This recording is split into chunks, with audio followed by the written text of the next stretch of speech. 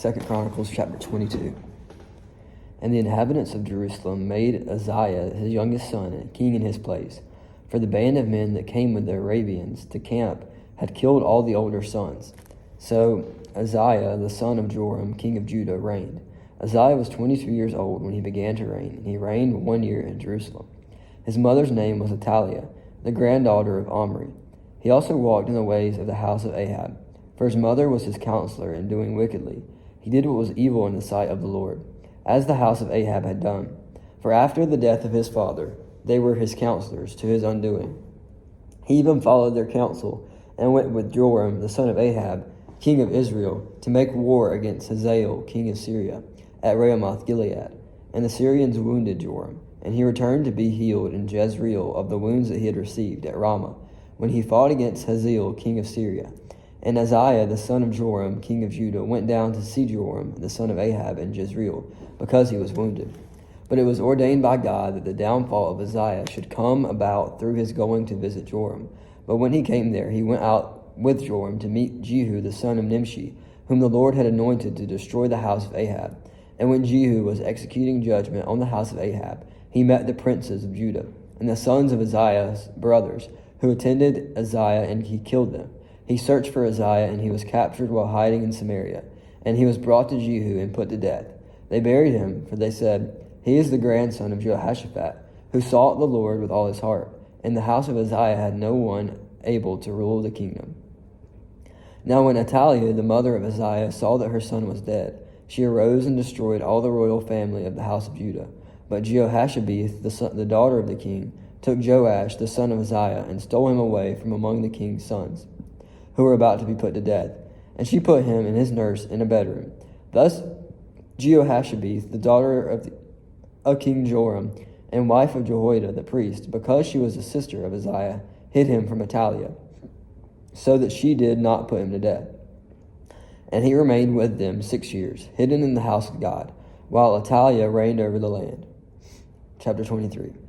But in the 7th year, Jehoiada took courage and entered into a covenant with the commanders of hundreds: Azariah the son of Joram, Ishmael the son of Johanan, Azariah the son of Obed, Messiah the son of Adiah, and Elishaphat the son of Zichri.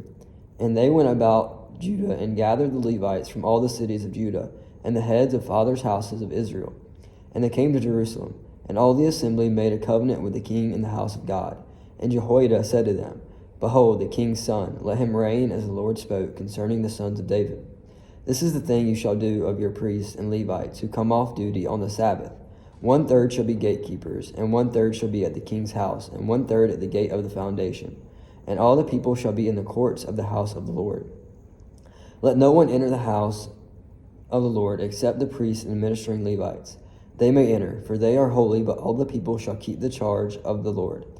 The Levites shall surround the king, each with his weapons in his hand, and whoever enters the house shall be put to death. Be with the king when he comes and when he goes out." The Levites and all Judah did according to that Jehoiada the priest commanded. And they each brought his men who were to go off duty on the Sabbath with those who were to come on duty on the Sabbath. For Jehoiada the priest did not dismiss the divisions. And Jehoiada the priest gave to the captains the spears and the large and small shields that had been King David's, which were in the house of God. And he set all the people as a guard for the king, every man with his weapon in his hand, from the south side of the house to the north side of the house, around the altar and the house. Then they brought out the king's son, and put the crown on him, and gave him the testimony. And they proclaimed him king. And Jehoiada and his sons anointed him, and they said, "Long live the king." When Athaliah heard the noise of the people running and praising the king, she went into the house of the Lord to the people. And when she looked, there was the king standing by his pillar at the entrance, and the captains and the trumpets and the trumpeters beside the king, and all the people of the land rejoicing and blowing trumpets, and all the singers with their musical instruments leading in the celebration. And Athaliah tore her clothes and cried, "Treason, treason." Then Jehoiada the priest brought out the captains who were set over the army, saying to them, "Bring her out between the ranks, and anyone who follows her is to be put to death with the sword."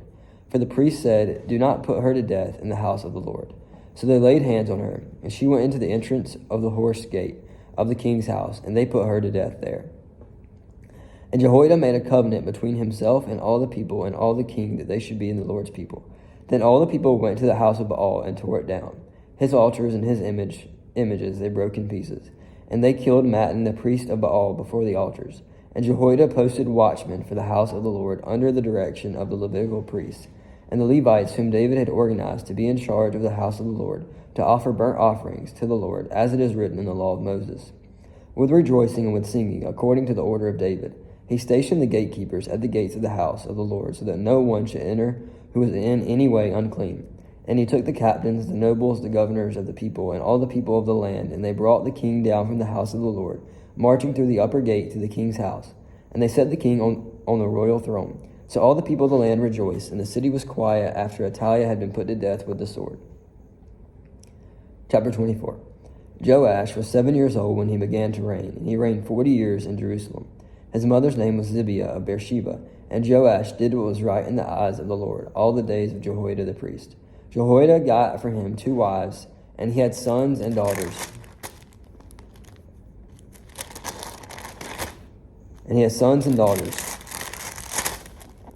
After this, Joash decided to restore the house of the Lord. And he gathered the priests and the Levites and said to them, "Go out to the cities of the house of your God from year to year, and see that you act quickly." But the Levites did not act quickly. So the king summoned Jehoiada the chief and said to him, "Why have you not required the Levites to bring in from Judah and Jerusalem the tax levied by Moses, the servant of the Lord, and the congregation of Israel for the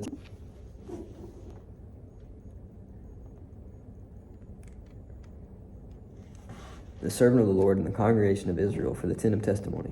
For the sons of Athaliah, that wicked woman, had broken into the house of God, and also used the dedicated things of the house of the Lord for the Baals." So the king commanded, and they made a chest and set it outside the gate of the house of the Lord. And proclamation was made throughout Judah and Jerusalem to bring in for the Lord the tax that Moses the servant of God laid on Israel in the wilderness.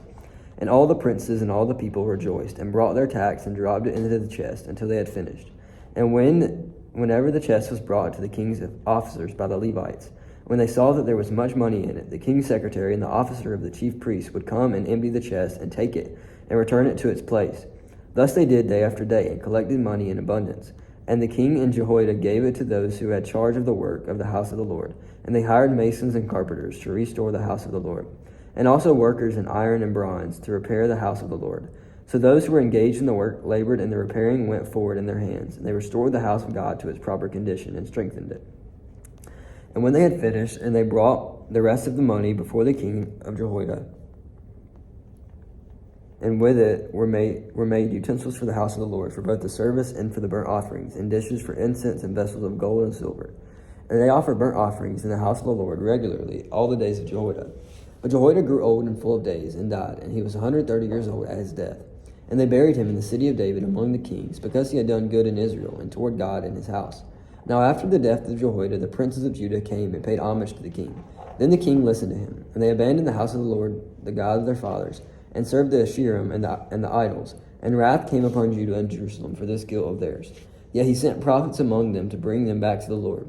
They testified against them, and they would not pay attention. Then the Spirit of God clothed Zechariah the son of Jehoiada the priest, and he stood above the people and said, "Thus says God, why do you break the commandments of the Lord, so that you cannot prosper? Because you have forsaken the Lord, he has forsaken you." But they conspired against him, and by command of the king they stoned him with stones in the court of the house of the Lord. Thus Joash the king did not remember the kindness of Jehoiada, Zechariah's father, had shown him, but killed his son. And when he was dying, he said, "May the Lord see and avenge." At the end of the year, the army of the Syrians came up against Joash. They came to Judah and Jerusalem and destroyed all the princes of the people from among the people, and sent all their spoil to the king of Damascus. Though the army of the Syrians had come with few men, the Lord delivered into their hand a very great army, because Judah had forsaken the Lord, the God of their fathers. Thus they executed judgment on Joash. When they had departed from him, leaving him severely wounded, his servants conspired against him because of the blood of the son of Jehoiada the priest, and killed him on his bed. So he died, and they buried him in the city of David, but they did not bury him in the tomb of the kings. Those who conspired against him were Zabad the son of Shemaiah, the Ammonite, Jehoshaphat the son of Shimrith the Moabite, accounts of his sons, and the many oracles against him, and of the rebuilding of the house of God, are written in the story of the book of the kings, and Amaziah his son reigned in his place.